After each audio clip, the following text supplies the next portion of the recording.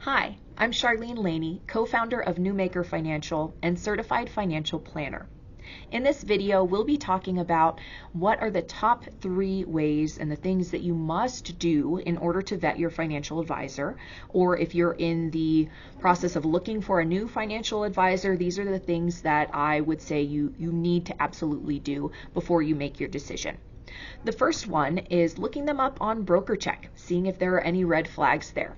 If you don't know what I'm talking about, FINRA has put together this website called BrokerCheck that is for consumers like yourself, where you can look up your registered representative and see if they have any negative marks against them. These could be things like customer complaints, arbitrations, regulatory actions, them getting fired, bankruptcy filings, or any civil or criminal proceedings that they might have been a part of.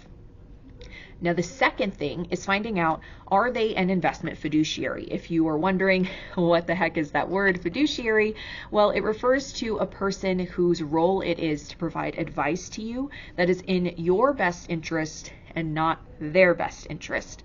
So when you employ someone who is an investment fiduciary, it's going to be very crucial that you do so for your own hard-earned money, because you want to make sure that the advice they're providing is for your benefit and not theirs on their own.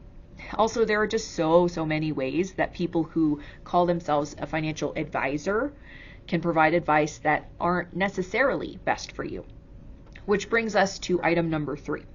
How are they compensated? This is the thing you'll want to really look into.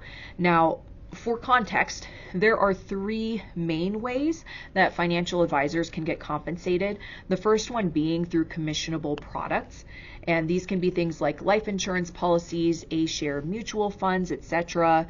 But it's anything with an upfront load that you don't see again. The second way that they can get compensated is, of course, ongoing level advisory fees, sometimes called AUM fees, which stands for assets under management. These are going to be based off of your asset values and how the market value changes over time, generally going to be billed to you on a quarterly basis as a percentage of what your assets are worth. The third way is through consulting or hourly fees for services. Now, these can be recurring subscription-based type fees, or they can be one-time fees for services rendered for things like retirement planning, financial planning, insurance and risk management, tax planning, you name it. But what you want to look for with the way that your advisor is compensated is if they only offer commissionable products. This would be a potential red flag. Some financial firms require that their advisors meet quotas for a certain number of products sold, especially in the proprietary products realm. This is where it can get a little bit sticky or a little bit uncertain for you on whether or not this person will be a good fit or actually providing advice that's in your best interest. And you just don't want to be a piece of their quota, right? Ideally, if you have found a product that is actually best for you, but it's just so tough to say when in reality they're trying to meet a quota, and if it happens to work for you, then fine, but it's just tough to know where their true intentions are there. Now, any combination of these 3 compensation possibilities is usually fine as long as there are options. And it's not to knock on commissionable products, because there are certain instances where commissionable products actually make the most sense. But you want to know that there are different options and that your advisor has really weighed those based on what they know about you. Outside of those top 3 things, there are some other really important things you'll want to look for with an advisor, and those are they a good personality fit for you? Is their communication style something that works well for you? Is their investment philosophy in line with yours? Or if you happen to be very green about investments, do they communicate and educate you on your investment options in a way that is digestible and understandable?